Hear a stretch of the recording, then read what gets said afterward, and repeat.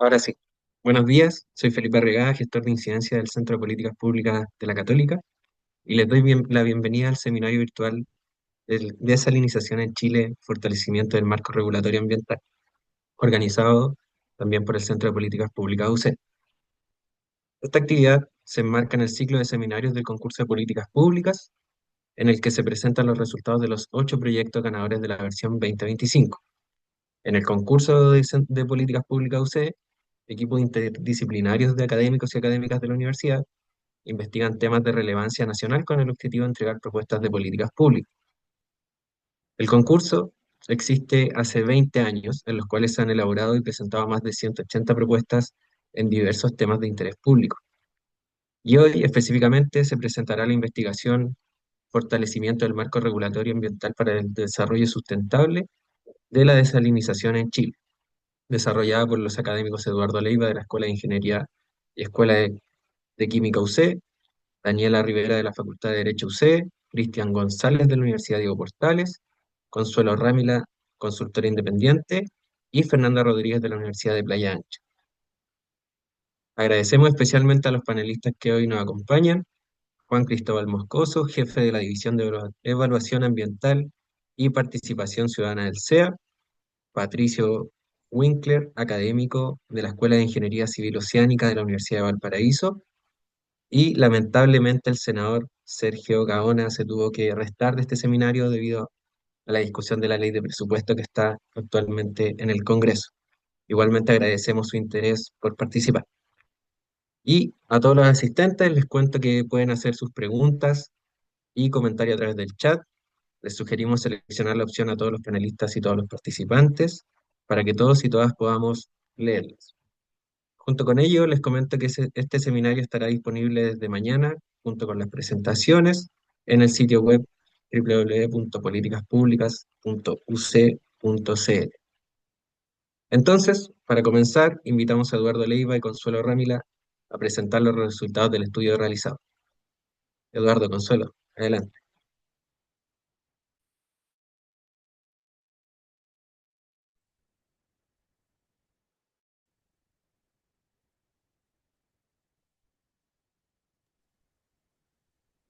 Estoy compartiendo la pantalla ya.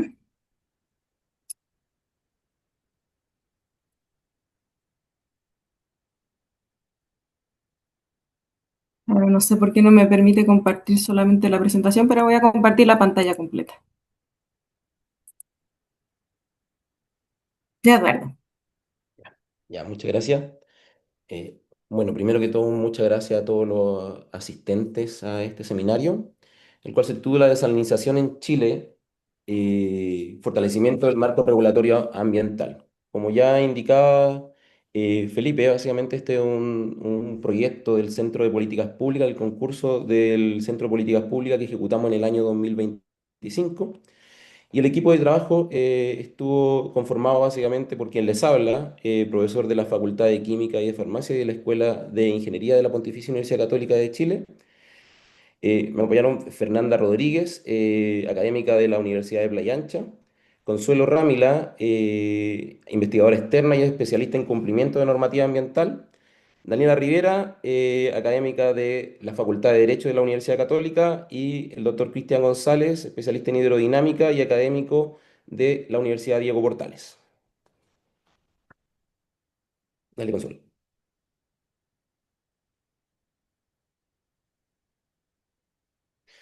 A ver, en los últimos años ha ocurrido una crisis hídrica severa en Chile. Hemos sido afectados básicamente por una mega sequía y en numerosos eventos de hipersequía que han generado estragos básicamente en diferentes comunas del país, con numerosos decretos de escasez hídrica, con numerosos decretos de emergencia agrícola, etcétera.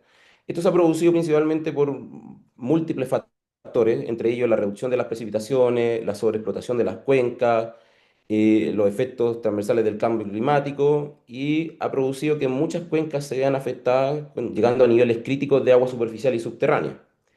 Esto ha generado conflictos y tensiones entre los usos productivos, las comunidades y los impactos ecosistémicos, y ha llevado a la necesidad de nuevas fuentes alternativas de agua. Entre esas fuentes, la desalinización representa una alternativa. Sin embargo, para poder aplicarla es necesario eventualmente también considerar los impactos que esta pudiera tener. Chile es líder en América Latina en términos de desalinización. Contamos actualmente con 24 plantas con sobre 20 litros por segundo, con un caudal acumulado de 11.000 litros por segundo. El 80% actual abastece a la minería y el 20% al sector sanitario, y las proyecciones en el corto y mediano plazo son producir una expansión significativa y en cuadruplicar básicamente el número de plantas. Como se muestra en el mapa acá, las plantas abarcan la zona norte de Chile principalmente, la zona centro-norte, a excepción de algunas plantas que existen en la región de la Magallanes y la Antártica chilena. Eh, Sin embargo, también a pesar de este avance, tanto actual como proyectado de la desalinización, también es necesario considerar los eventuales impactos potenciales que esta puede tener, sobre todo sobre los ecosistemas marinos, sobre el riesgo de la pesca artesanal y las comunidades costeras, y particularmente en algunos ecosistemas que son ya bastante vulnerables. En ese sentido, se requiere una regulación ambiental que pueda eventualmente limitar estos impactos. Y la pregunta que aparece es básicamente si la normativa actual aborda de forma suficiente los potenciales impactos sobre estos ecosistemas marinos, y eso es lo que nosotros tratamos de abordar durante el desarrollo y la ejecución de este estudio. Para eso planteamos el siguiente objetivo general, que era proponer mejoras a las regulaciones ambientales actuales y proyectadas aplicables a plantas desalinizadoras de agua de mar en Chile, con el fin de minimizar los efectos sobre los ecosistemas marinos y de esta forma promover un desarrollo sostenible de la industria. Esto fue enmarcado en tres objetivos específicos. El primero, identificar los potenciales impactos. El segundo, analizar el marco normativo. Y el tercero, realizar propuestas para fortalecer la regulación ambiental. Para el caso del objetivo específico 1, nos planteamos la identificación del estado del arte a nivel internacional, un análisis de los estudios realizados en Chile y la identificación de las medidas para disminuir estos impactos potenciales. Por otro lado, para el objetivo específico 2, realizamos básicamente un mapeo de la normativa nacional vigente y proyectada, con énfasis en los ecosistemas marinos. También realizamos un mapeo de la normativa internacional, enfocándonos principalmente en esos países donde existe un mayor desarrollo de la desalinización, como son España, Australia y Estados Unidos, con énfasis en California. Y finalmente la identificación de las brechas, evaluando la suficiencia de la normativa nacional para minimizar impactos comparándola con los estándares internacionales. Con toda esta información, para el objetivo 3, que era básicamente proponer las políticas públicas orientadas a minimizar los impactos de la asalinización en los ecosistemas marinos, básicamente abordamos en una primera parte una propuesta de mejoras para el marco regulatorio, y en una segunda instancia una propuesta de líneas de investigación prioritarias. A continuación los dejo con Consuelo, quien les va a presentar los principales resultados y las propuestas que logramos durante el desarrollo de este estudio. Bueno, la desalinización, ¿cierto?, puede tener impactos sobre los ecosistemas marinos. Aquí vemos de manera muy simplificada cómo funciona una planta de osmosis inversa que corresponde a la tecnología que mayormente se utiliza. Y en la operación de esta planta consiste primero en captar agua del mar, luego realizar un pretratamiento, llevarla entonces a una etapa de osmosis inversa donde se aplica mucha presión y permite esto que el agua pase por unas membranas semipermeables y se obtenga agua de buena calidad, pero quede un descarte de agua hiperconcentrada y salina.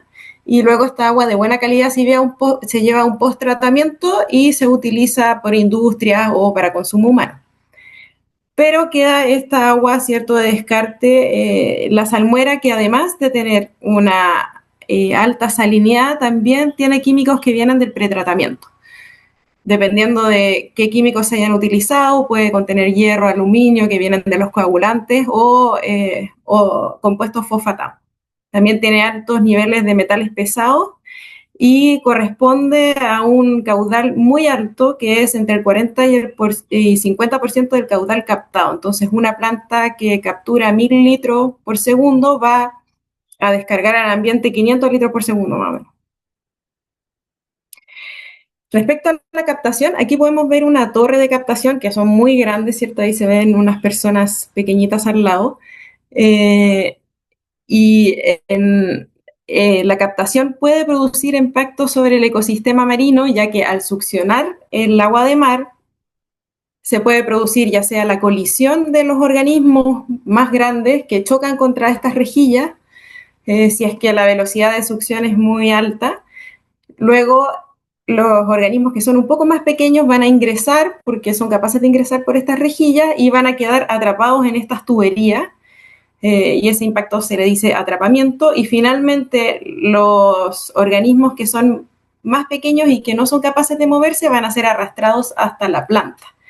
Y este impacto, por eso está en rojo, es el impacto más grande de la captación, porque la colisión y el atrapamiento se pueden disminuir o evitar utilizando velocidades de captación baja y mallas muy finas, pero el arrastre no se puede evitar, entonces ingresan al sistema y produce la mortalidad de larvas, de huevitos, de peces, de moluscos, propágulos de algas y fitoplancton. ¿Ya? Este impacto no está cuantificado, no hay certeza internacional de realmente cuál va a ser el impacto sobre el ecosistema de la captación. Además, también durante la captación se producen otros efectos debido a la limpieza, porque se pueden adicionar químicos o se puede hacer una limpieza mecánica que va a aumentar la turbidez del agua en el sector cercano, y eso disminuye, ¿cómo se llama? Disminuye la transparencia del agua y por lo tanto los organismos fotosintéticos se pueden ver afectados. Esto va a depender mucho del lugar donde se localice la toma, porque si la toma se pone en lugares como bahías más cerradas, se puede ir aumentando este efecto de la turbidez en el tiempo, y también al no haber recambio de agua, el ir succionando organismos va a tener un efecto más significativo. En cambio, en zonas más abiertas el efecto es menor. Respecto a la descarga de salmuera, aquí podemos ver a la derecha una planta, y esta es una forma de descargar salmuera, que es utilizar un emisario submarino, esta tubería que llega hasta descargar utilizando unos difusores que van a expulsar esta salmuera, que como vimos tenía químico y tenía una alta salinidad. Esta salmuera se va a diluir en el ambiente dependiendo de la tecnología que se utilice, pero luego, al ser más densa que el agua de mar, porque tiene una mayor salinidad, va a caer y se va a hundir, y va a avanzar por el fondo marino y va a impactar a los organismos que viven en el fondo marino, que se llaman organismos bentónicos. Entonces, los efectos que puede tener esta descarga en la calidad del agua es aumentar su salinidad y introducir materia orgánica, químicos, nutrientes y metales que pueden eventualmente afectar a los organismos que están viviendo ahí. Y en los sedimentos se ha visto que se acumulan metales y se puede aumentar la salinidad intersticial, lo cual afectaría a los organismos que viven dentro de los sedimentos, que se llama infauna, ¿ya? Y además hay una incertidumbre de otros efectos que podría tener esta salmuera sobre ciclos biogeoquímicos, disponibilidad de nutrientes a largo plazo. Eso aún no está estudiado, y se cree que podría tener un efecto importante. Estos efectos, no obstante, van a estar más acotados cerca de la descarga, o van a estar más expandidos dependiendo de la tecnología que se utilice, el caudal y la calidad de la salmuera. O sea, si es que producimos más salmuera, el área de impacto va a ser mayor. Si es que la calidad es peor, también. Las características del sitio, si es que el sitio permite que haya una buena mezcla, entonces la extensión también va a ser menor, pero si hay un sitio como bahías cerradas, el efecto va a ser por una extensión más grande. Y el diseño del emisario, si es que el emisario es submarino y con difusores como el que se muestra ahí, eso permite que haya una mejor dilución. Si el emisario es superficial, o sea, se descarga la salmuera justo en la costa, también eso puede provocar mayores efectos. Entonces, la extensión de esta pluma salina va a depender de estas cosas, y se puede extender desde decenas o centenas de metros hasta kilómetros. Sobre los organismos que viven en el fondo marino, los organismos bentónicos, se ha visto que existen efectos desde las bacterias, los nemátodos, llegando hasta los moluscos y crustáceos. Y particularmente importantes son los corales, el pasto marino y las macroalgas. Por eso están ahí con un círculo rojo, ¿cierto? Porque estos organismos son base de la cadena trófica y sirven de refugio para otros animales y también de alimentación, además de proveer, en el caso de las macroalgas y los pastos marinos, oxígeno al agua. Entonces son organismos claves que viven en el fondo marino y que al ser afectados pueden tener efectos cascada. Ya se ha visto que existe impacto en estos organismos y comunidades, pero esos son especies específicos. O sea, hay algunos organismos que pueden tolerar mucha salinidad y hay otros organismos que pueden tolerar bajos niveles. ¿Ya? Y también hay una incertidumbre de los efectos acumulativos y largo plazo que pueda tener la salmuera sobre este tipo de organismos. Existen ciertas medidas que se pueden utilizar para minimizar los impactos. Y la primera, como se puede desprender de lo que ya dije, ¿cierto? Es elegir una buena localización para la captación y la descarga. Y eso consiste en localizarlas en zonas con baja sensibilidad ecológica, zonas con alta circulación, zonas con ausencia de otras presiones, utilizar también la mejor tecnología disponible, realizar un monitoreo riguroso para detectar a tiempo los impactos no previstos. En Chile existen pocos estudios de los efectos de la desalinización. ¿Ya? En la calidad del agua se han realizado 3, donde se ha medido la pluma salina, y acá vemos, por ejemplo, en la planta de Aguas Antofagasta, si uno toma un área de influencia cerca del 2% sobre el nivel de la salinidad base, el área impactada podría ser de 250 metros, pero estos estudios son un avance, pero solamente se han realizado campañas puntuales, por lo tanto son fotografías del momento y en realidad no se puede decir que esto sea un comportamiento constante en el tiempo.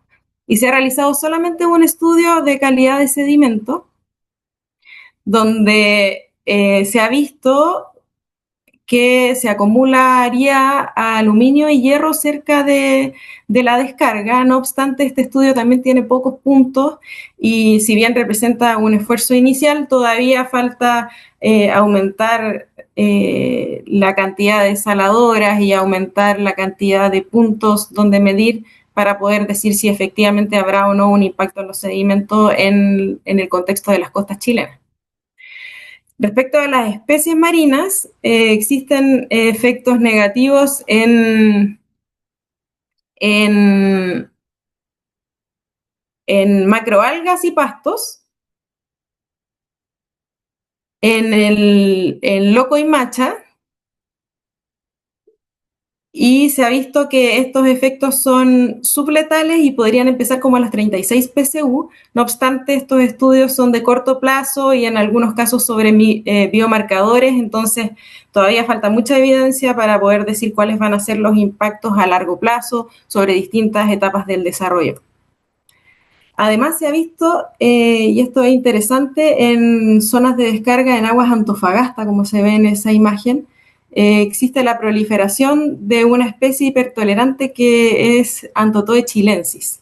¿Ya? Y esta especie, al llevarla al laboratorio, se ve que soporta niveles muy altos de salinidad y su metabolismo se ve mejorado ante altos niveles. Entonces, es de esperar, y eso sucede, que prolifere en áreas cercanas a la salmuera, desplazando a otras especies y puede provocar eventualmente efectos sobre el ecosistema. Entonces, como se puede ver, y alineado con la experiencia internacional, ¿cierto? Los efectos son especies específicos, no se pueden fijar umbrales uniformes y aún falta mucho para poder tener certeza de cuáles serían los impactos sobre los ecosistemas, ya que son muy poquitos estudios, son solo 10 sobre 7 especies y han sido analizados todos a corto plazo con exposiciones de horas a días.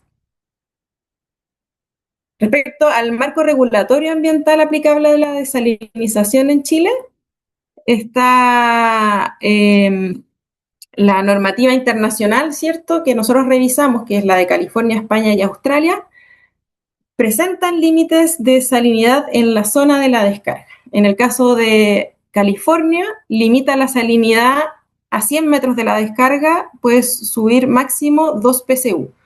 Pensemos que la salinidad del mar es como de 34 PSU o de 36 PSU, entonces solamente se puede subir eso a 100 metros de la descarga y ya fuera de esa área va a tener que ser menor a eso, ¿ya? En España no hay un límite preciso y en Australia se utiliza el percentil 80 en el área de mezcla, que es la norma que vamos a ver en detalle después.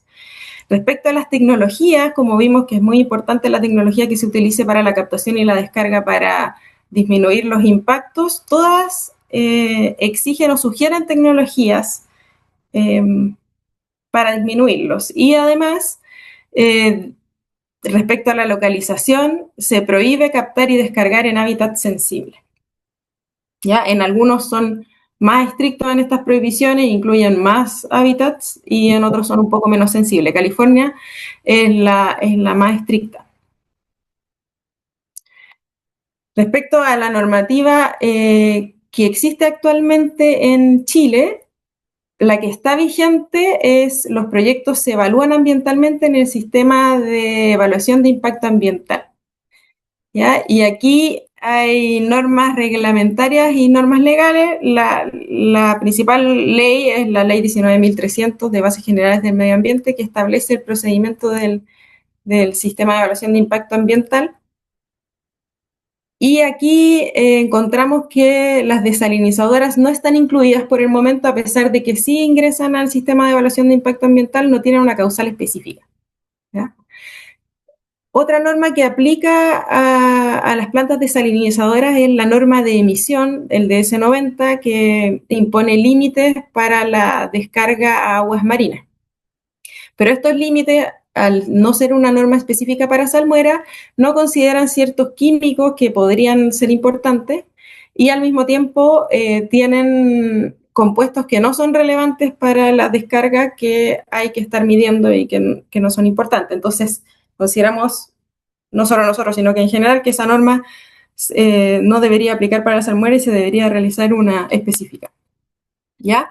Como actos administrativos, y aquí es particularmente importante que el Servicio de Evaluación Ambiental ha ido mejorando sus procedimientos y generando nuevas guías para unificar los criterios, cómo se evalúa, ¿ya? Y dentro de esas guías, una guía importante es la guía para la descripción de proyectos de plantas desalinizadoras en el SEIA, que se publicó el año antepasado, y también la guía para la predicción y evaluación de impacto en ecosistemas marinos, donde aparece cómo se deben evaluar los impactos de la captación y la descarga. Finalmente, actualmente está en discusión el proyecto de ley sobre uso de agua de mar para desalinización, que no solo abarca la parte ambiental, sino que es un marco general para el desarrollo de esta industria. Este proyecto de ley ingresó el 2018, pero ya fue aprobado en el Senado y está ahora en la Cámara de Diputados, ¿ya? Este proyecto es importante porque subsana algunas cosas que tiene actualmente el sistema, como indica que debe haber una causal para las plantas desalinizadoras, indica que el Ministerio del Medio Ambiente debe elaborar una nueva norma de emisión y también mandata la elaboración de una estrategia nacional de desalinización. Y esta estrategia nacional va a tener que identificar criterios para localizar la descarga, y también va a tener que fomentar tecnologías para minimizar impacto.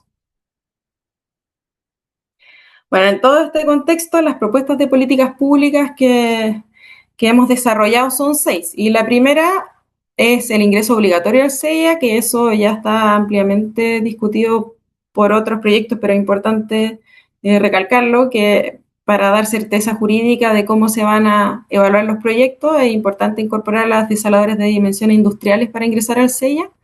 Las plantas que tengan menor tamaño podrían estar exentas, pero sería bueno evaluar si se hiciera un catastro donde se debiera indicar los puntos de captación y vertimiento y eventualmente hacer algún tipo de consulta de pertinencia simplificada ya que son muy dependientes del lugar donde haya la captación y la descarga, los efectos que van a haber. Entonces quizás habría que tener unas exigencias mínimas básicas donde el CEA pueda ver si es necesario o no que hagan una declaración o un estudio de impacto ambiental. ¿Ya?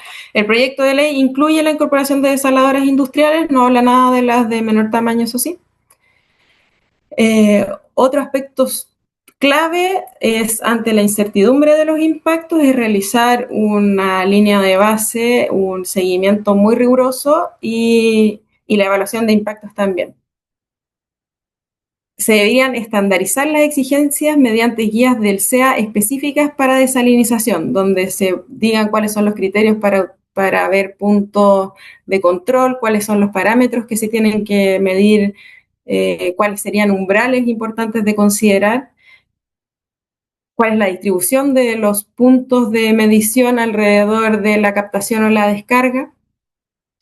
Y para eso existen otros proyectos como Hidro del 2025 o guías de la Directemar que tienen algunas indicaciones de cómo se podrían realizar estos monitoreos y además proponemos nosotros que se revisen los programas de vigilancia ambiental que actualmente se están elaborando, ya por ejemplo Aguas Antofagasta o Nueva Atacama, para ver si con la información que se está solicitando actualmente es suficiente para poder efectivamente tener certeza de si hay o no impactos de la salmuera o la incertidumbre es tan alta que no permite tener conclusiones.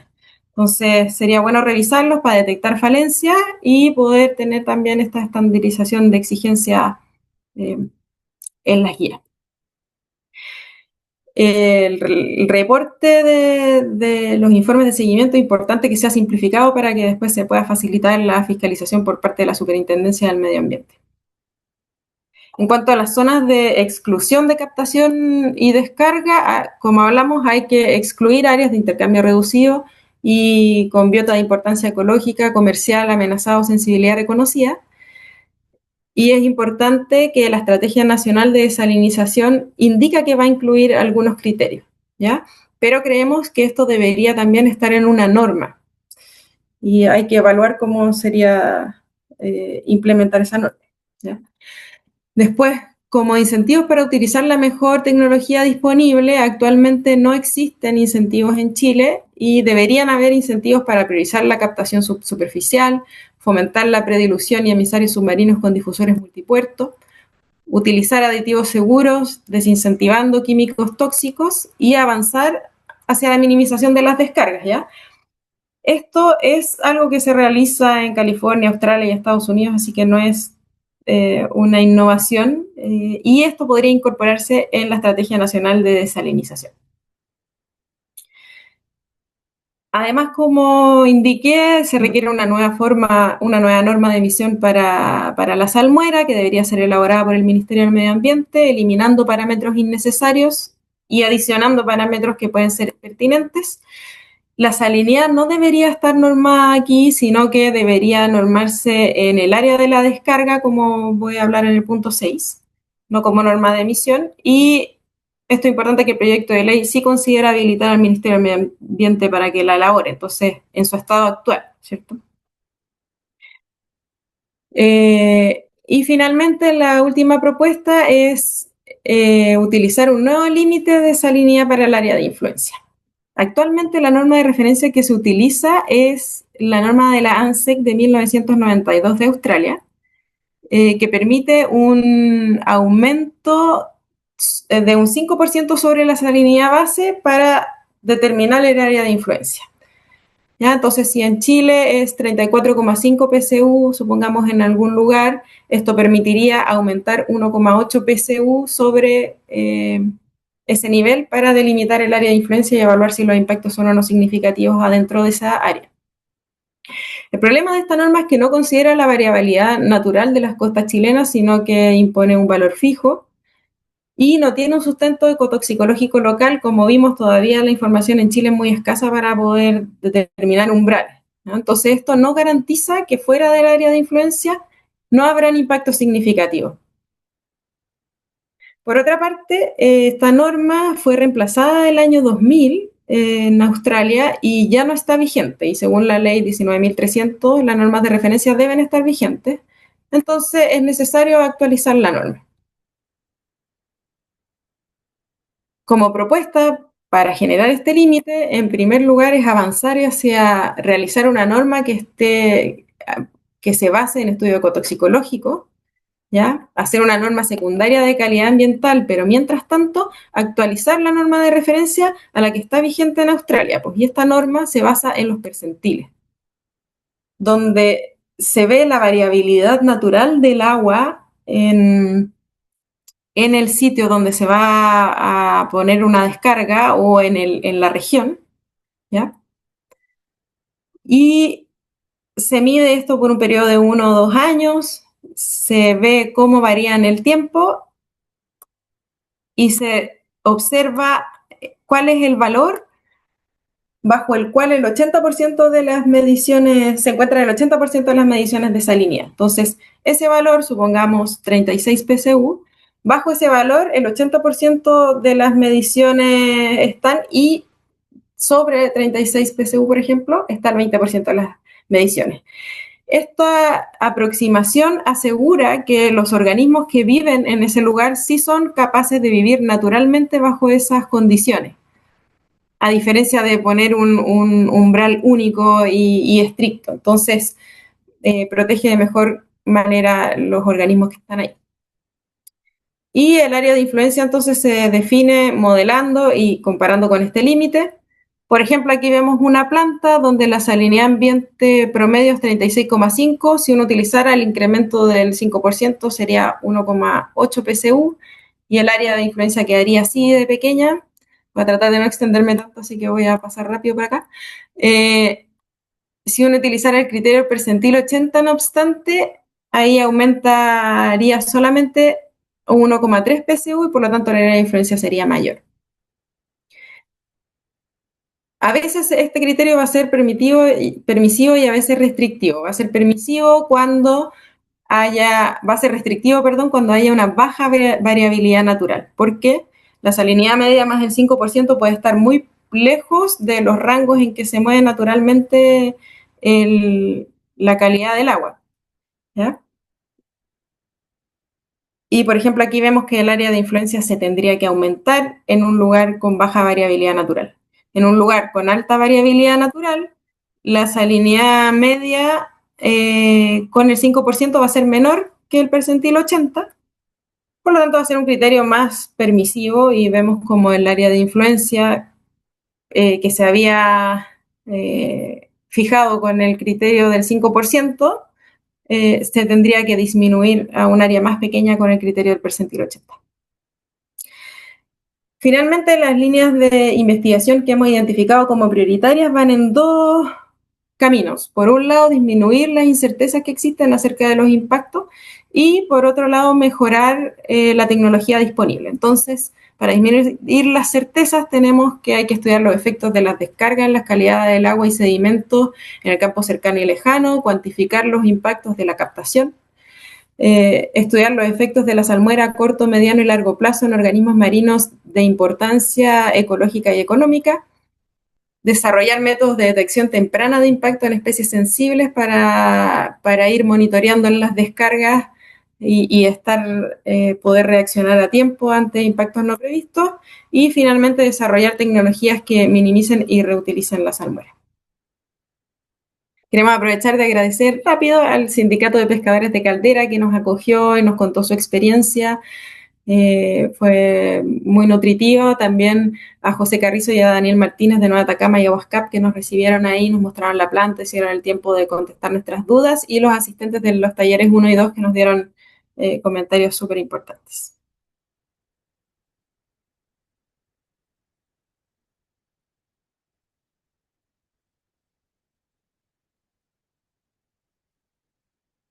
Eso. Muchas gracias, Consuelo, Eduardo, por la presentación.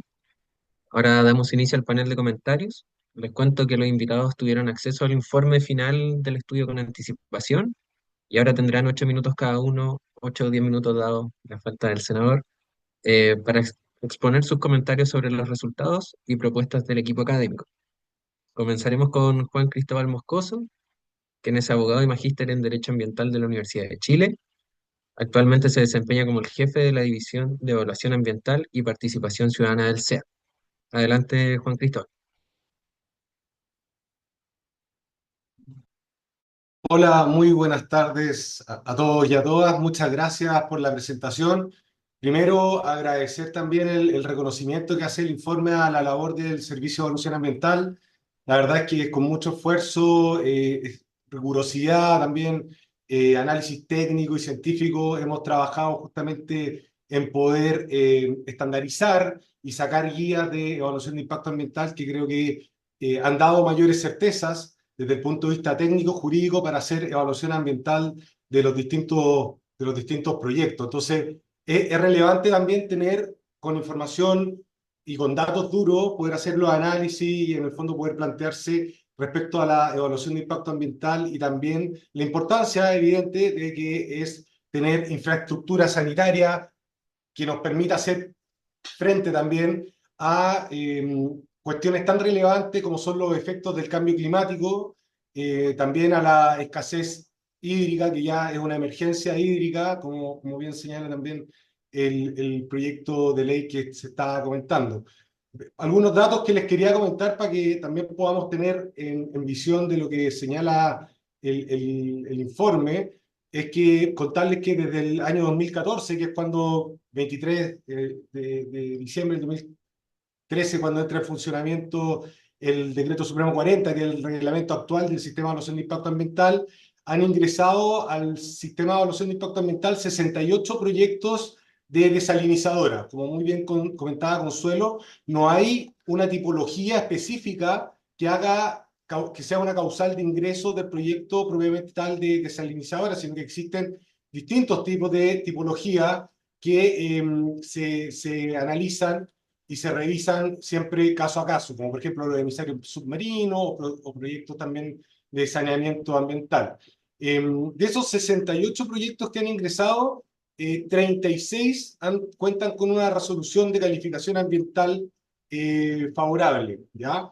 De estos 68, 43 proyectos corresponden a estudios de impacto ambiental y 23 a declaraciones de impacto ambiental. Eso nos da también una magnitud, un orden de magnitud, que en general estos proyectos son proyectos que van en estudio de impacto ambiental, que es el instrumento más complejo o más grande para hacer la evaluación de impacto ambiental y que por lo tanto también da mayores garantías de protección al medio ambiente, porque justamente contempla para hacerse cargo de los impactos significativos medidas de mitigación, reparación y compensación de acuerdo a las jerarquías de medidas que establecen las metodologías de evaluación de impacto ambiental. En ese sentido, solamente comentar que un solo proyecto de estos 68 ha sido rechazado, y de los 36 proyectos que cuentan con RCA favorable del 2014 a la fecha, representan un total de cerca de 21.000 millones de dólares de inversión, pero es importante también señalar que actualmente se encuentran en evaluación de impacto ambiental por los distintos servicios de evaluación ambiental regionales y también eventualmente interregionales, 10 proyectos que representan un monto total de inversión de 47.223 millones de dólares. O sea, es un monto muy relevante. Comentar que ya este año, solamente este año, superamos el monto de inversión aprobada en el sistema de evaluación de impacto ambiental en un solo año desde que existe el sistema de evaluación de impacto ambiental, que el monto anterior era 32.000 millones de dólares, actualmente vamos en más de 34.000 millones, y eso que todavía nos queda bastante tiempo para finalizar, casi más de un mes para finalizar este año. Entonces, esos son datos relevantes que también es importante entender que la desalinización es algo que debe también evaluarse ambientalmente y que estos proyectos en general se evalúan a través de estudios de impacto ambiental y que en general han tenido resoluciones de calificación ambiental favorables. También destacar el trabajo que hemos hecho, por ejemplo, con la guía de descripción de proyecto de desalinizadora. ¿Por qué es relevante? Porque esta guía lo que hace es señalar la descripción de proyecto, describa bien el proyecto, porque ahí en el fondo vamos a poder conocer cuáles son los factores generadores de impacto. Y los factores generadores de impacto son los que nos van a definir las áreas de influencia por cada uno de los componentes, y es donde vamos en definitiva a poder poner el énfasis en la evaluación de impacto ambiental. No fijarnos en cuestiones que no son relevantes, sino que donde realmente hay factores que generan impacto en el medio ambiente. Además, contar que cuando nosotros sacamos esta guía, que la hicimos también considerando el informe de desalinización, oportunidades y desafíos para abordar la inseguridad hídrica en Chile, del Comité Científico de Cambio Climático, del Ministerio de Ciencias, Tecnología, Conocimiento e Innovación. También participó el Ministerio de Medio Ambiente, Subpesca, Directemar. Y esto tuvo una consecuencia súper concreta también, porque cuando dictamos esta guía, el 18 de abril del 2023, la Directemar derogó una guía que ellos tenían, que establecía lineamientos técnicos para la evaluación ambiental de proyectos industriales de desalinización en jurisdicción de la autoridad marítima. Y esta guía de la Directemar, por ejemplo, establecía que había que hacer 2 años de línea de base de campaña, cuestión que nosotros no habíamos avalado como servicio de evaluación ambiental, y eso claramente también demuestra cierta deferencia al trabajo que como servicio hemos realizado. Lo mismo ocurre con lo que nosotros llamamos la tríada de la guía de ecosistemas marinos. Tenemos la guía metodológica para describir el ecosistema marino que te dice cómo hacerlo, ¿no es cierto? Esta es la metodología que vamos a utilizar. Luego la de área de influencia. Define el área de influencia de esta forma y así lo vamos a evaluar luego los impactos sobre esa área de influencia. Y finalmente la guía de predicción y evaluación de impacto. Entonces, ahí es relevante cómo ir vinculando estas distintas guías para poder hacer una evaluación de impacto ambiental que sea adecuada y que se haga cargo efectivamente de los impactos significativos que generan los proyectos. También quisiera comentar algunas cosas que hemos ido sacando, que yo creo que son también súper importantes de compartir acá con el público que nos está escuchando, que es, por ejemplo, el proyecto de modernización de las plataformas electrónicas que hemos llevado adelante como servicio de evaluación ambiental. Recientemente hicimos una actividad con la cooperación alemana, la GIZ y el Ministerio de Energía, donde hicimos un primer lanzamiento. Ahora el 3 de diciembre se viene el gran lanzamiento de todas las modernizaciones de las distintas plataformas electrónicas del sistema de evaluación de impacto ambiental, pero lo relevante quisiera destacar toda la modernización que hicimos con los sistemas de información geográfico, que hoy en día permiten, a través de cargar los shapefiles de los proyectos, tener la parte obra y acciones, áreas de influencia, líneas de base para los estudios de impacto ambiental y caracterización en el caso de las vías para cada uno de los componentes con tablas de atributos que se pueden activar y desactivar para cada uno de los proyectos. Y esto es relevante porque además tenemos esto para los proyectos de la cadena de valor de hidrógeno verde, gracias a la GIZ, que logramos digitalizar todas las capas que les acabo de comentar para las regiones de Magallanes y Antártica chilena y Antofagasta, y próximamente la estaremos trasvasijando y descargando en nuestro sistema de información geográfico, por lo cual podrán también aplicar el análisis territorial y ver justamente en los territorios cómo se desarrollan y cómo son las partes de acciones o las distintas áreas de influencia de los proyectos. Y esto también va a permitir dar mayores certezas y hacer mejores evaluaciones de impacto ambiental, porque da estándares y garantía también de transparencia a la ciudadanía, ya por supuesto a los titulares, consultores, que van a tener la información de los territorios mucho antes de ingresar al CIA. Entonces también los invito a consultar nuestros mapas interactivos, ahí va a haber mucha información de desaladoras, porque muchas desaladoras de estas que les comentaba, de estas 68, 23 de ellas han ingresado en Antofagasta, o sea, de una de las regiones que está con esta digitalización, y por lo tanto corresponde a casi un tercio de todos los proyectos que han ingresado a evaluación de impacto ambiental. Para ir terminando también, comentarle que realizamos también junto al apoyo de la GIZ, se realizó una consultoría para un estudio de medidas eficaces, donde justamente se establece una metodología para poder definir medidas que sean más idóneas para hacerse cargo de los impactos. Eso se hizo se desarrolló un código con Python que permitió hacer scrapping a la RCA de proyectos de la cadena de valor de hidrógeno verde, y justamente y que por supuesto que la planta desalinizadora constituye una de los eslabones de la cadena de valor de hidrógeno verde, y ahí hay varias medidas que están propuestas como medidas que fueron eficaces. Esto lo trabajamos también con la Superintendencia de Medio Ambiente, con los distintos AECA, por lo cual considera la fiscalización, el cumplimiento, también considera que no hayan tenido 25 quinques, procesos de revisión de RCA, etc. Eso estará prontamente disponible en nuestro centro de documentación, en documentos de interés para que también lo puedan revisar. Y finalmente, respecto a las normas de referencia, también contarles que está el criterio de evaluación de normas de referencia, que también define una metodología para establecer las normas de referencia.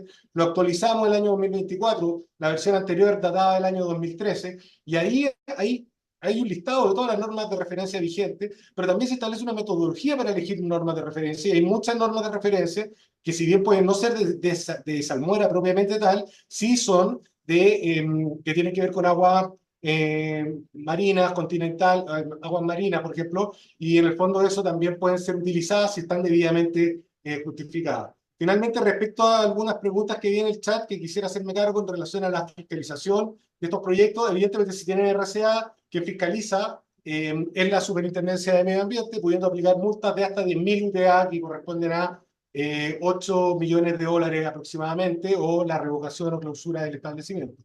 Y respecto a una consulta que se hacía como Escazú, Escazú en el fondo no es que habilite la evaluación de estos proyectos, Escazú es el primer tratado de derechos humanos de tipo ambiental de la región de América Latina y el Caribe, y en definitiva lo que hace es contemplar tres derechos, el derecho de acceso a la información ambiental, el derecho a la participación ciudadana y el derecho al acceso a justicia en asuntos ambientales. Y en ese sentido, Escazú no es que permita la evaluación de estos proyectos, sino que en el fondo motiva la evaluación de impacto ambiental y es transversal a toda la evaluación de impacto ambiental desde el punto de vista de la participación ciudadana, de mejorar el acceso a la información ambiental, que justamente tiene que ver con todo esto que le he ido relatando, con las guías que hemos ido sacando, con las mejoras en las plataformas tecnológicas para dar mayores certezas y mayores garantías de transparencia y publicidad del trabajo que realiza el Servicio de Evaluación Ambiental. Así que agradezco mucho el trabajo que han hecho Consuelo y el Centro, ¿no es cierto?, de Políticas Públicas de la Universidad Católica, porque creo que estas propuestas sirven para ir mejorando el quehacer de todos los poderes del Estado, ¿no es cierto? Nosotros como servicio administramos este instrumento de gestión ambiental, pero vemos también con buenos ojos cómo ha ido avanzando este proyecto de ley que justamente aborda este informe, que ya está en segundo trámite constitucional, nace de una moción de senadores. Esa pasó primero por el Senado, ya está aprobado por el Senado, ahora está en la Cámara de Diputados, pero también acá el Ejecutivo ha dado una señal bien clara que le ha dado suma urgencia, y por lo tanto este proyecto de ley probablemente va a avanzar, y no solamente tiene que ver con la desalinización, tiene que ver con un montón de otras cosas que comentaba Consuelo, como acompañar una estrategia, con políticas públicas, con establecer una tipología de ingreso en un sistema de evaluación de impacto ambiental para dar también mayores claridades respecto a la importancia de poder regular y tener una certeza sobre estas tipologías de proyectos, y ha además generado bastante consenso entre las distintas fuerzas políticas. Así que esperamos poder tener noticias pronto respecto a esto y empezar a aplicarlo a la brevedad. Y yo creo que este estudio es sin lugar a dudas un apoyo tremendo a esa labor que están realizando nuestros parlamentarios. Así que esa, por mi parte, si me pasé, excusa, disculpen, y le paso la palabra. Muchas gracias, Juan Cristóbal. No, estuvo perfecto el tiempo, la verdad. 10 minutos precisos. Así que a continuación escucharemos a Patricio Winkler, quien es ingeniero civil de la Universidad Técnico Federico Santa María, magíster en tecnología ambiental y también en ingeniería de puertos y costas, y doctor en ingeniería civil de la Universidad de Cornell. Actualmente es académico de la Escuela de Ingeniería Civil Oceánica de la Universidad de Valparaíso e investigador de CIGIDEN. Adelante, Patricio. Gracias, Felipe. Oye, saludos desde Valparaíso. Está bonito por acá. Quería agradecer al Centro de Políticas Públicas de la Católica de Santiago por haberme invitado a revisar el borrador que prepararon. Es súper buen aporte. Claro, falta todo el proceso de formateo que me imagino que tiene que pasar antes de que sea público, pero ya tiene una cantidad abundante de información, así que, bueno, los felicito por eso. Y también a la Católica por digamos que, dar la oportunidad de hacer este tipo de trabajo desde la academia. Em, yo creo que, bueno, lo fundamental y que ya se repitió varias veces acá es que hay varios argumentos por los cuales habría que tratar de hacer un esfuerzo de, no sé si regular, pero a lo menos establecer lineamientos para este tipo de proyectos. Como bien decía Juan Cristóbal, que nos acaba de dar información súper abundante desde la perspectiva del ministerio, existe una guía de desalación, pero es una guía de descripción de proyectos de desalación en Chile, que está bien, ya enumera de alguna manera los impactos potenciales que podrían venir de este tipo de proyectos, pero no define en forma rigurosa y estricta, porque no es el objetivo de esa guía, lo que serían las metodologías de evaluación de impacto, y yo creo que ahí hay un vacío. Y de hecho Juan Cristóbal hacía mención a una a una guía que después se derogó, que era de la Directemar. A mí me tocó participar de esa guía, ¿ya? Entre un grupo que tenía un sesgo muy academicista, y yo de alguna manera hago un acto de fe de que probablemente caímos en ese error. Pero en este momento, desde mi perspectiva, no hay un lineamiento claro para evaluar a través de una metodología única y consistente los impactos de la desalinización. Sí están estas guías que son de diferente naturaleza y eso está bien, está bien. ¿Ya? Em, También, claro, las plantas no entran directamente al SEA, tampoco hay restricciones explícitas respecto de la salinidad, ¿ya? Así que de alguna manera ahí hay tres argumentos fundamentales por los cuales, digamos que, eh, avalar este tipo de iniciativas.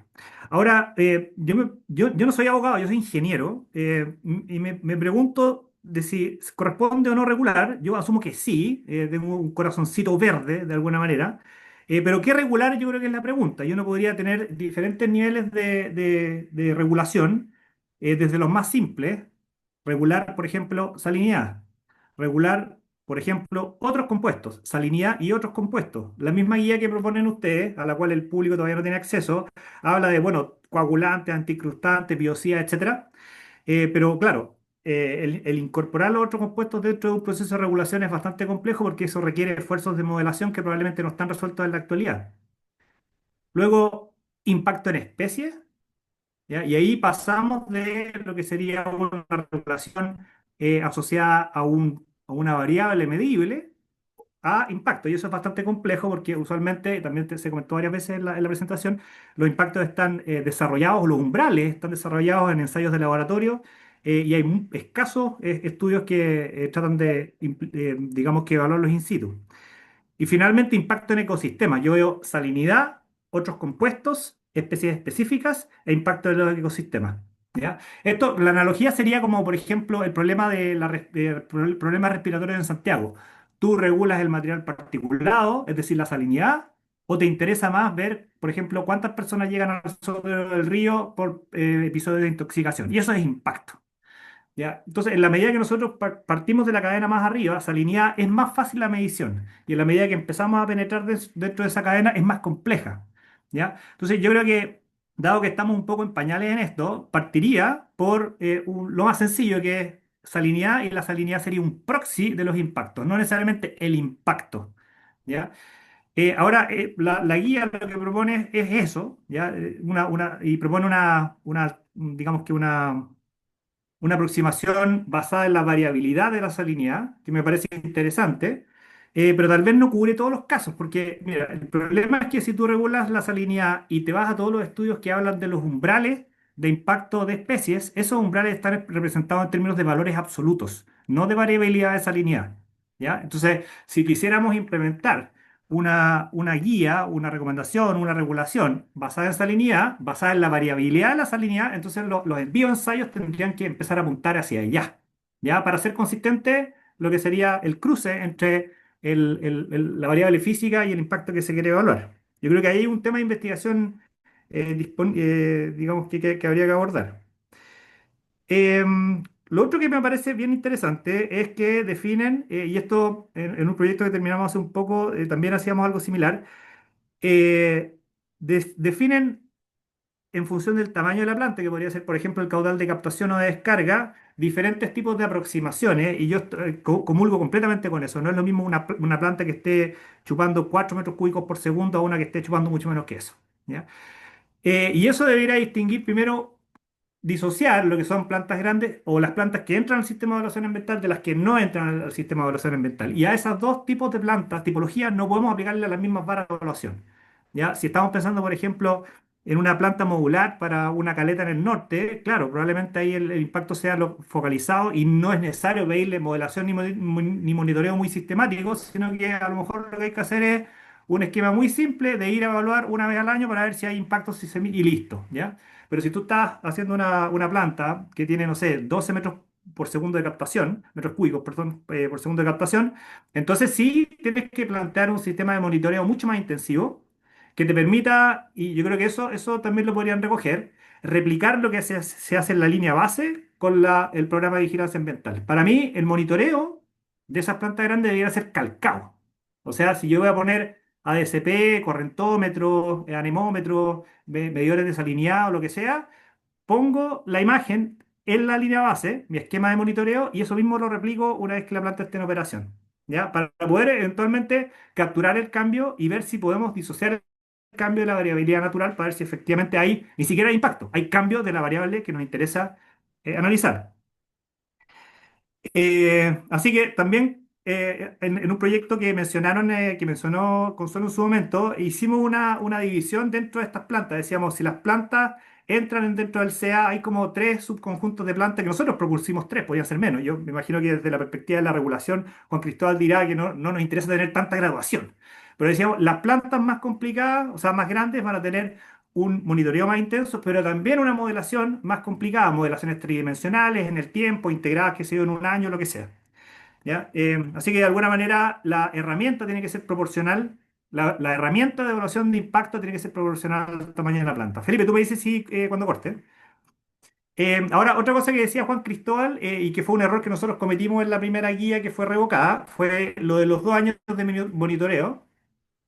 Ahora, yo vengo del mundo costero, oceanográfico, ingeniería costera, y a mí me generaba un poco de rechazo inicialmente estos 2 años, y de hecho me sigue generando un poco de complicaciones, porque hay antecedentes. Por ejemplo, cuando se hace cualquier proyecto marítimo, un puerto, una caleta, o qué sé yo, no sé, instalación industrial, existen instrucciones oceanográficas del CHOA que te dicen mida en verano y mida en invierno. O sea, las mediciones en 6 7 meses puedes tener en el fondo un levantamiento capturando lo mínimo de variabilidad que puede haber dentro de un año, considerando estas condiciones extremas.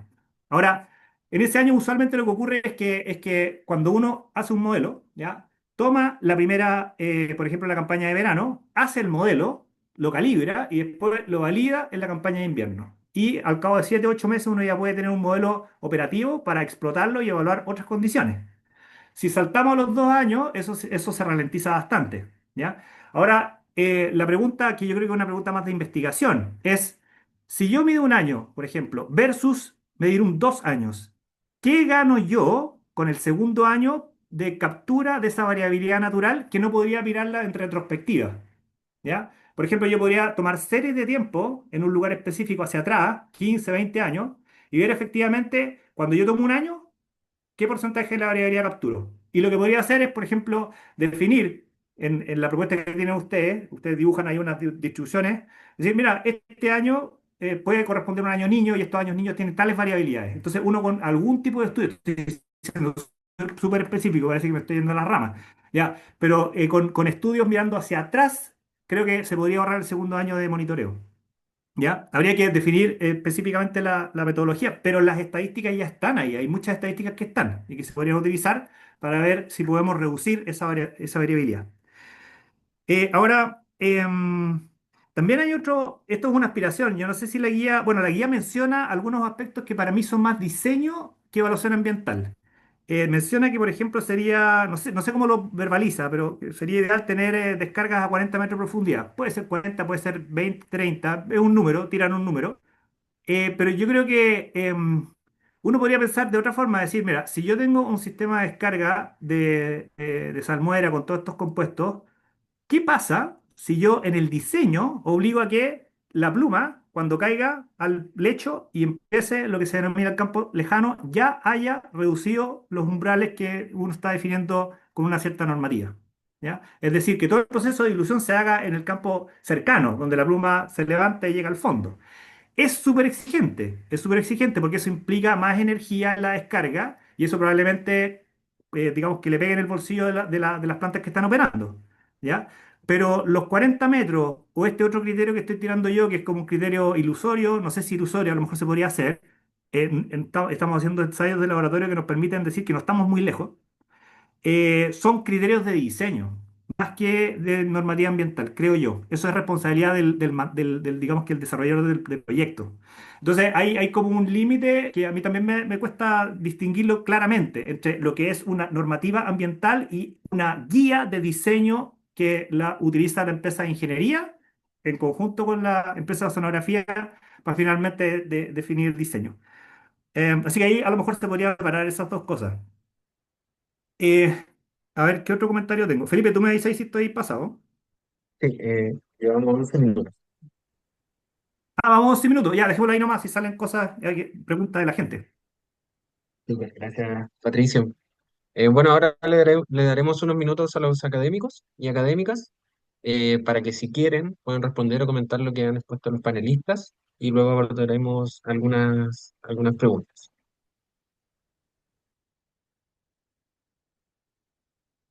Felipe, a lo mejor nos podrías ayudar, porque yo estaba, como estaba hablando, no vi las preguntas. Si nos puedes ayudar ahí a orientar. Sí, en primera instancia, los académicos no sé si quieren comentar algo respecto a lo que acaban de comentar nuestros invitados y luego de eso eh, hacemos preguntas directamente. Consuelo. Sí, oye, agradecerle a los dos por haberse leído y analizado el trabajo. Y bueno, respondiendo a los... Estuvieron súper buenos los comentarios, después los vamos a analizar en profundidad, pero respondiendo un poquito a lo que decía Patricio, que también lo hablamos en el taller respecto a aumentar a 2 años de monitoreo, está con, o sea, claro, este borrador no considera ese comentario, pero sí está considerado para el capítulo final dejarlo, ver si lo podemos dejar en un año, porque también tampoco uno le puede aumentar tanto la exigencia a una sola industria, porque no sería consistente con todo el marco en general. Regulatorio. Entonces ahí hay que ver si es que tomamos estas metodologías que tú dices para ver, validar si es que tanta información se gana con un año más. Y también lo Consuelo, del... ¿Sí? sí, mira, yo creo que es súper interesante eso, porque además imagínate, ¿qué pasa si tú vas a medir en un año, ya, 2 años bajamos un año, y mide justo en un año niño, o en un año niña, o en años que son anómalos? Claro, o sea, y en función de eso defines área de influencia, etcétera. Entonces yo creo que hay que mirar hacia atrás, analizar la estadística, ver en qué percentil estás dentro de en ese año en particular y en el fondo hacer los cálculos. Sí, perfecto. Juan Cristóbal.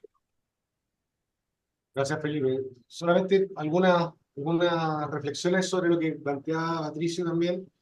Lo primero, que la guía de descripción de proyectos desalinizadora es una guía justamente de descripción de proyectos, más bien tiene que ver con temas de diseño, propuestas, ¿no es cierto? Que son los que, las partes, obras y acciones de los proyectos son los factores generadores de impacto, es lo que genera el impacto ambiental. Luego, en base a eso, tú defines el área de influencia y sobre esa área de influencia hacer la predicción y evaluación de impacto. Por eso es tan relevante lo que señalaba yo, que no solamente puedes ver la guía de descripción de proyecto, porque no te va a dar no está diseñada para eso, no está pensada para eso. Está pensada en el fondo para explicar cómo se debe describir un proyecto desalinizador y qué cosas van a ser relevantes para el servicio de evaluación ambiental a la hora de evaluar un proyecto, ¿ya? Ahora, sí hay que señalar que los ajustes en el diseño de proyectos o mejoras tecnológicas involucradas en los diseños de proyectos pueden ser consideradas por sí mismas medidas de mitigación ambiental, y eso está definido en el reglamento del CIA. ¿Ah? En el mismo, en el mismo artículo 98, letra C del decreto supremo 40, establece que ajustes en el diseño del proyecto, mejoras tecnológicas, son consideradas medidas de mitigación ambiental. Entonces, el diseño del proyecto, la forma de presentar un proyecto, también tiene que ver con temas de impacto ambiental y de medidas que se hacen cargo de esos impactos, ¿no? Para poner otro ejemplo, en nuestro criterio de efecto sombra intermitente porque generan los parques eólicos, ¿no es cierto? El shadow flicker, que en el fondo esta cuestión que van dando vuelta a la aspa y generan una intermitencia en receptores humanos. También establecemos, si usted en el diseño del proyecto establece un sistema de detención automática ante ciertas horas que va a afectar un receptor, bueno, entendemos que no hay impacto significativo porque se hace cargo en el diseño del impacto eventualmente que habría que revisar como un riesgo a la salud de la población, ¿ya? Entonces eso quería señalar por una parte, y por otra parte también el tema puede ser que en un estudio, depende mucho del lugar donde se vaya a emplazar la desalinizadora, si requiere líneas de base de 2 años o más, pero establecer a priori en una guía, como hacía la directora, que se requería tener 2 años, a mí me parecía que era un poco excesivo.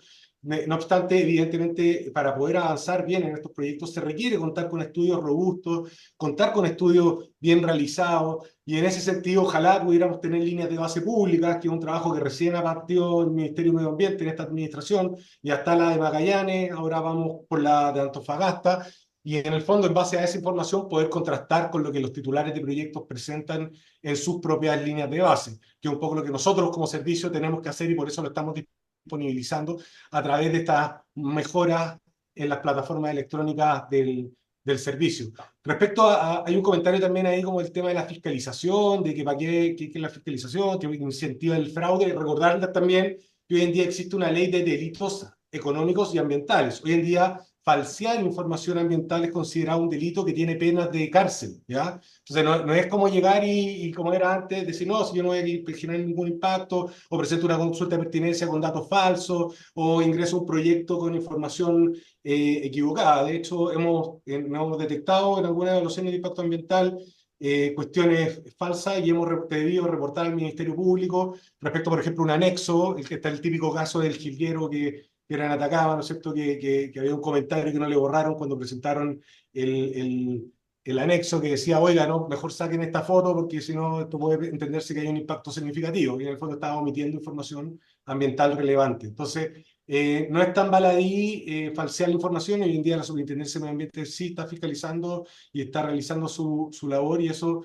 evidentemente, esos datos también de monitoreo, de seguimiento, de fiscalización son de utilidad para la evaluación de impacto ambiental, y es por eso que estamos también trabajando en la interoperabilidad entre el CIA electrónico y el SNIFA, que es la plataforma que tiene justamente la Superintendencia de Medio Ambiente.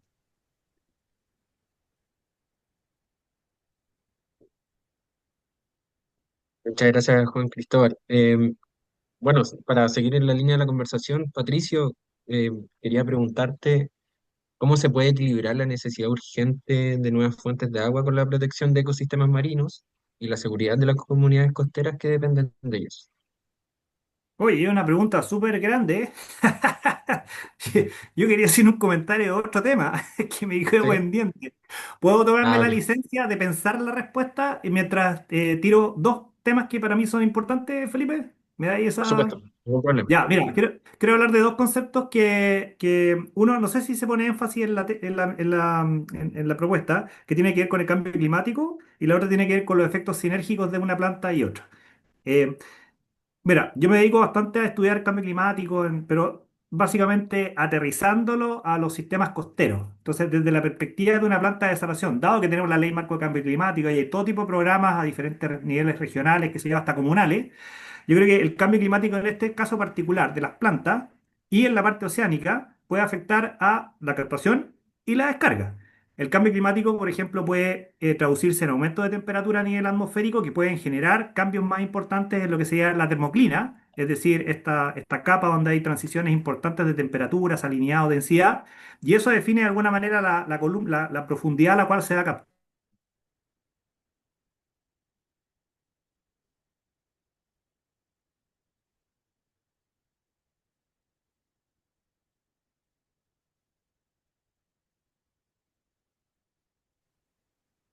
¿Aló? Ya, disculpen, se cortó. No sé, ¿sigo? Ya.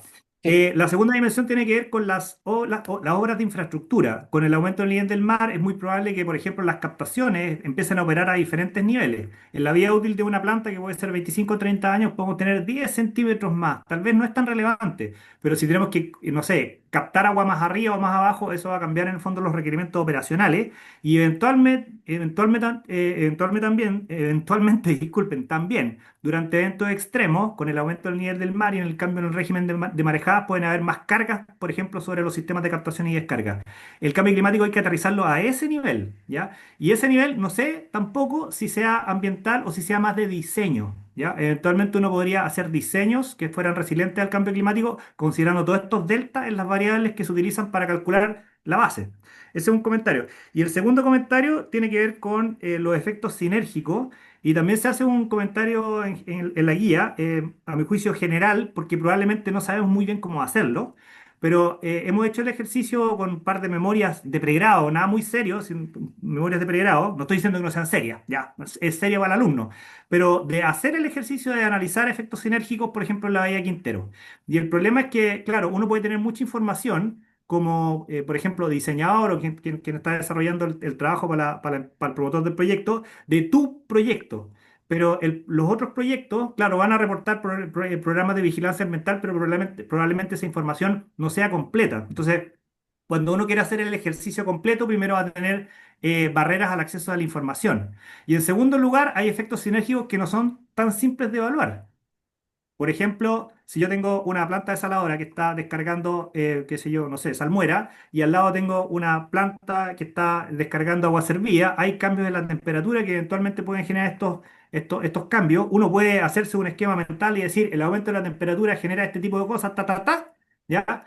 Pero esas vinculaciones en un modelo, por ejemplo, tridimensional que te permite evaluarla en forma cuantitativa, digamos que son muy complejas. Yo creo que también en el caso de los efectos sinérgicos, hay una barrera de conocimiento, ¿ya? Y yo no he visto, por ejemplo, ensayos donde en una condición súper controlada, imagínate un laboratorio, pone una descarga de salmuera y pone al lado una descarga de agua caliente. ¿Cómo interactúan? Eso yo creo que está muy lejos. Entonces, puede pasar, a mí me ha pasado, claro, que yo también digo, oye, los efectos sinérgicos, ya, pero vamos así, saquémosle punta al lápiz y veamos si efectivamente los podemos calcular, ¿ya? O solamente los esbozamos como posibles impactos sobre los cuales no vamos eventualmente tener una aproximación más cuantitativa y solo cualitativa. Eso quería decir, Felipe. Si queréis me tiráis la pregunta por dentro, era súper amplia, así que no sé por dónde agarrarla. Perdón. Sí, no, pero si quieres seguir con la idea no hay problema. ¿Quieres Ya. que...? No, no, no, sí, sí, sí, sí. No, Sí, sigan ustedes, perfecto. sigan ustedes. Cristian,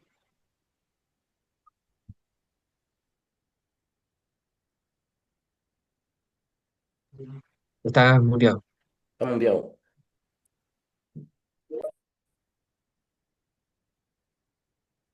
Sí, bueno, no, tomando ahí un comentario que salió, bueno, primero ahí agradecer a Juan Cristóbal y Patricio, muchas gracias por todos sus comentarios, muy, aportan bastante. Em, Quería aclarar que este criterio que me quedó dando vuelta, lo del tiempo de medición para estimar la variabilidad, en la norma australiana dice que se hagan no menos de 18 mediciones en no menos de un año, e idealmente dos. Entonces, efectivamente pide por lo menos un año. Lo mínimo necesario es un año. Y lo que ellos tienen también es que el Estado em, determina por distintas zonas en el espacio cuáles son los niveles de salinidad, que también se podría implementar algo así. Eso permite también dos cosas. Uno, que las empresas no extiendan eh, estos periodos de monitoreo porque ya están determinados a priori, y además que continuamente el Estado esté como monitoreando para ver estos ciclos de más largo plazo, que no sé si quería estudiar cambio climático, necesitáis más de 2 años, entonces los puedes ir actualizando. Esa sería una alternativa a, a tratar de entender cómo se mueven estas variabilidades en largas escalas de tiempo sin pasarle el costo de esto a la empresa. Así que eso ahí quería Mm, complementar. mm. Sí, yo creo, Cristian, que hay harto espacio para investigación ahí en esa materia. Y puede ser análisis histórico, ex post, de variables que ya tenemos medidas o modeladas para capturar esa variabilidad. Oye, Felipe, hay un comentario ahí, una pregunta que Sí, dice, ¿qué efectos puede tener el cambio climático en las plumas de descarga de los emisarios ya operando? Eh, y bueno, le primero, quería, dale, perdón, dale, dale, Felipe. sí, que le quería dar el pase a Juan Cristóbal, específicamente sobre lo que estaba conversando respecto a los instrumentos regulatorios. Em, y preguntar específicamente cómo estos instrumentos podrían evitar efectos acumulativos no controlados de múltiples plantas desalinizadoras en una misma zona costera, por ejemplo. Gracias por la pregunta, Felipe. Sí, por eso ahí les compartí por el chat un informe, un estudio que encargamos como servicio respecto a los impactos acumulativos y efectos sinérgicos. Y básicamente, y también se hace un análisis de los distintos países, cómo se hace el análisis, el impacto acumulativo y los efectos. que en el fondo los efectos sinérgicos son un tipo de impacto acumulativo, y eso es lo primero que hay que señalar. Pero luego, cuando hacen ese análisis, la verdad es que es bastante forzado hacer el análisis de impactos acumulativos y efectos sinérgicos en los proyectos propiamente tal. En los distintos países, más bien lo hacen en escalas mucho más macro. O sea, por ejemplo, podría ser como en una evaluación ambiental estratégica, o por ejemplo, un estudio de carga para definir una cierta zonificación de área, que siempre nos faltan instrumentos de planificación territorial que nos permitan decir, bueno, acá instálese mejor acá o allá, ¿no es cierto? Acá, en el fondo, nuestro sistema funciona básicamente con la iniciativa del privado que llega y dice, yo me quiero instalar acá y va y empieza a pedir los permisos. ¿Ah? No, salvo que hayan orientaciones, falta de regulación del uso del borde costero, un montón de cosas, ¿no es cierto? Que sabemos que finalmente los proyectos llegan al CIA, donde hacemos el análisis de impacto acumulativo, pero con un enfoque mucho más restringido. Por eso les mandé también el criterio de evaluación, donde en el fondo, si bien el informe dice, oiga, los impactos acumulativos no se hacen en los proyectos en el CIA, como usted tiene el mandato que tiene que hacerlo por el reglamento, bueno, hágalo igual. ¿Ah? Y hágalo de esta manera. Relaciones, vincule las áreas de influencia, si hay intersección, pum, aplique en el fondo el análisis de predicción y evaluación de impactos correspondientes. ¿Ya? Respecto al tema regulatorio, yo creo que falta en el fondo eso lo que les decía, temas de ordenamiento territorial, y creo que en ese sentido una estrategia nacional de desalinización, acompañada de políticas de Estado, podría dar una bajada mucho más clara respecto, por ejemplo, dónde instalar las desalinizadoras, dónde no, por ejemplo, no instalémoslas cerca de los AMER, por poner un ejemplo, ¿ah? O no las instalemos cerca de lugares que son áreas protegidas. ¿Ah? Ahí podemos ver distintas cosas. Y en relación principalmente al tema normativo, en general hay un principio que la ley no tiene efecto retroactivo, por lo tanto, si la ley se llegara a aprobar, va a aplicar a los proyectos de acá adelante. Incluso la misma guía, tenemos un instructivo de aplicabilidad donde hacemos un manifiesto de esto. O sea, aplican desde que se publican en el diario oficial, el extracto, la guía no son normas, en todo caso, son en el fondo un instrumento para unificar criterios, no son leyes, no son normas propiamente tal, pero igual las publicamos por publicidad en el diario oficial, decimos que ahí está su vigencia, sin perjuicio de lo cual dejamos un espacio de vacancia, si alguien quiere empezar a aplicarla antes de manera voluntaria, porque puede verse favorecido también por un criterio mucho más certero, bueno, también puede hacerlo, y eso está dicho en nuestro instructivo sobre aplicabilidad y vigencia de las guías y criterios de evaluación. Muchas gracias, Juan Cristóbal. Y bueno, para ir cerrando, quería preguntarles si nos podrían indicar las ideas centrales que ustedes consideren relevantes para el diseño de esta propuesta de política pública. No sé, Patricio, si quieres partir tú. Me quedé con varias respuestas ahí a los, a los asistentes. No, bueno, en general yo creo que esto es una súper buena iniciativa, la celebro, bueno, y ojalá que lleguen a un buen puerto con el documento final. Recomendaría cosas un poco de forma, tal vez en el documento final sería bueno separar absolutamente lo que es la captación de la descarga y si hay interacciones entre las dos, que sea un capítulo aparte. Porque así es como uno diseña estas cosas, ¿ya? Ahora el documento uno lo lee de arriba abajo y aparecen cosas de la captación, aparecen cosas de la descarga, entonces de repente uno se pierde un poco. Pero en general, bien, yo creo que hay cosas que se pueden pulir un poco, como por ejemplo, ¿qué significa esto de definir en términos del tamaño de la planta en acciones concretas, por ejemplo, de monitoreo, de modelación, de qué tipo de herramientas le pedimos a una u otra, etcétera? Y bueno, y también creo que es súper interesante, a lo menos a mí, desde el mundo de la academia, el último capítulo donde ustedes definen líneas de investigación. Yo creo que hay hartas cosas que se pueden hacer todavía. Es un proceso, un proceso. Así que muchas gracias por la invitación. Y bueno, y Juan Cristóbal, extraordinario. Bonito aprender mucho desde la otra parte de la mesa. No, encantado, siempre la academia es bienvenida y en eso nosotros tenemos fortalecido el vínculo con la academia a través, por ejemplo, del desarrollo de la Academia SEA, con convenios con distintas universidades, así que también, Patricio, te invito a que nos pongamos después en contacto para ver qué cosas podemos también seguir trabajando. Respecto a lo a la pregunta específica que hacía Felipe, comentar en el fondo como propuesta, yo creo que es súper, que no lo vi muy detallado en el estudio, el tema de el relacionamiento con las comunidades, ¿va? Todo lo que tiene que ver con la participación ciudadana temprana, porque esto muchas veces hay comunidades que se oponen a estos proyectos, pero tiene mucho que ver también con desconocimiento, ¿ah? Con desconocimiento de qué es lo que implica el proyecto. Entonces, yo creo que es súper importante, si bien lo que plantea Patricio es relevante desde el punto de vista de los ecosistemas marinos, yo creo que es súper importante también para que haya una política de Estado que sea coherente, que ojalá haya pasado por evaluación ambiental estratégica antes, porque a recordar que las políticas y planes pueden pasar por, o sea, los planes, los instrumentos de planificación territorial están obligados a pasar por evaluación ambiental estratégica, pero las políticas no necesariamente. Hay algunas que ha pasado la Política Nacional de Ordenamiento Territorial, la Política Nacional Energética, la Política Nacional Minera y paremos de contar, no hay mucho más. ¿Ah? Entonces, si se va a hacer una política de estas características, ojalá hacerlo a través de evaluación ambiental estratégica que tiene participación ciudadana y también que cuando se vayan a implementar estos proyectos en los territorios, a través de las distintas estrategias se pueda también dialogar con las comunidades de manera previa al ingreso de los proyectos al sistema de evaluación de impacto ambiental, porque la verdad es que cuando ya ingresan los proyectos al CIA y no hay diálogo con las comunidades, los temas no están resueltos, es muy complejo. Y eso también se refiere, por supuesto, a todo lo que tiene que ver con los grupos humanos pertenecientes a los pueblos indígenas, que es algo que no está abordado, pero es donde están principalmente los escollos de este tipo de proyectos, porque finalmente la consulta indígena también responde al cumplimiento de un tratado internacional de derechos humanos, que es el convenio 169 de la OIT. La consulta indígena se hace en el sistema de evaluación de impacto ambiental. Nosotros tratamos de que coincidan los plazos de evaluación del CIA con la consulta indígena, pero muchas veces no sucede eso.